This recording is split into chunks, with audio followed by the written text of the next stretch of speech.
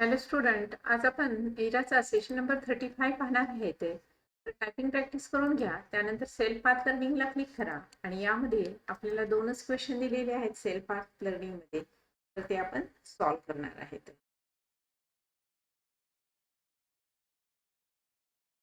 तर इथे स्टार्ट करा.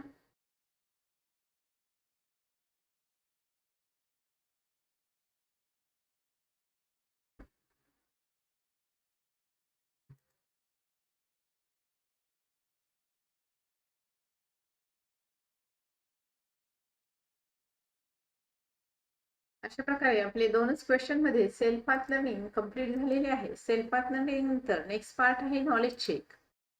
यामध्ये बघा 5 क्वेश्चन दिलेले आहेत, तर ते आपण सॉल्व्ह करणार आहे.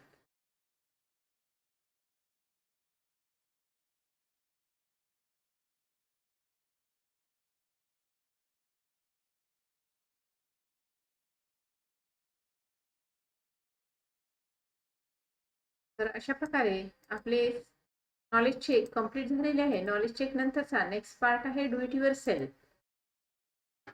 तर यामध्ये बघा, in the given worksheet 5 question आहेत, तर ते स्टेप बाय स्टेप सॉल्व्ह करू. In the displayed sheet insert your company logo. Company logo insert करायचा आहे. Any picture from your computer A2 मध्ये. तर कंपनी लोगो म्हणून कुठलंही पिक्चर घ्यायचे आपल्याला. A2 ला क्लिक केलेलं आहे. इन्सर्ट पिक्चर, आणि या ठिकाणी तुमच्या कम्प्युटरवर जे पण पिक्चर असेल ते तुम्ही घेऊ शकता.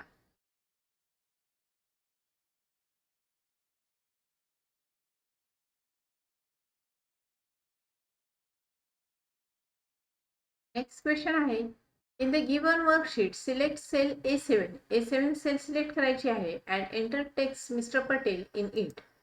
A7 टेक्स्ट सेल सिलेक्ट करायची आणि त्यामध्ये टेक्स्ट एंटर करायचं आहे.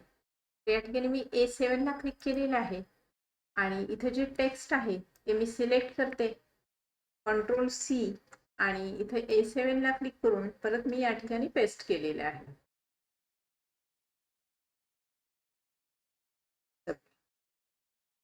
नेक्स्ट क्वेश्चन आहे, in the displayed worksheet, insert 3 rows at the bottom of the table. Use home tab cells group insert option.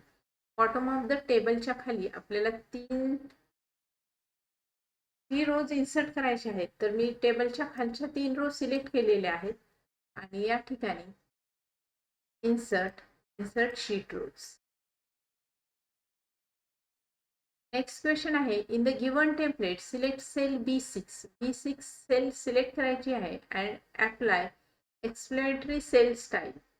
तर या ठिकाणी बघा, B6 इथे B6 ला क्लिक केलेलं आहे आणि याला सेल स्टाईल अप्लाय करायची. इथं स्टाईल ग्रुप आहे होम टॅब मध्ये आणि याच्यामधून एक्सप्लेनेटरी सेल स्टाईल अप्लाय करायची.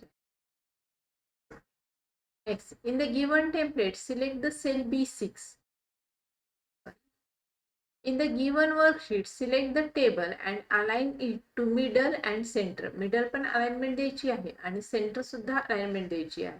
तर हा complete table सिलेक्ट करते. Center alignment ही horizontal alignment आहे आणि ही जी middle alignment आहे ती vertical alignment आहे. दोन्ही alignment द्यायच्या आणि सबमिट करायची. अशा प्रकारे आपले do it your self complete झालेली आहे. त्यानंतर प्रोसेस फोलिओ तुम्ही करून घ्यायचा आहे आणि सिम्युलेशन क्वेश्चन यामध्ये आपण सॉल्व्ह करूया. Save the given sheet on your desktop. Save ॲजच्या सहाय्याने आपल्याला डेस्कटॉपवर हे शीट सेव्ह करायचं आहे. फाईल सेव्ह ॲज, डेस्कटॉपला क्लिक करा. आपण सिम्युलेशन करतोय त्यामुळे टाईप करायची गरज नाही, फक्त क्लिक करा आणि सेव्ह.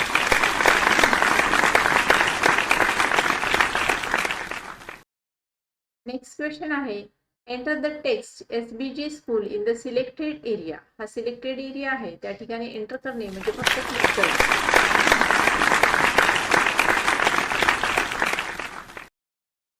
तर अशा प्रकारे आपले सिम्युलेशन क्वेश्चन कंप्लीट झालेले आहेत. सिम्युलेशन सेशन नंतरचा नेक्स्ट पार्ट आहे सेशन कंप्लीशन टेस्ट.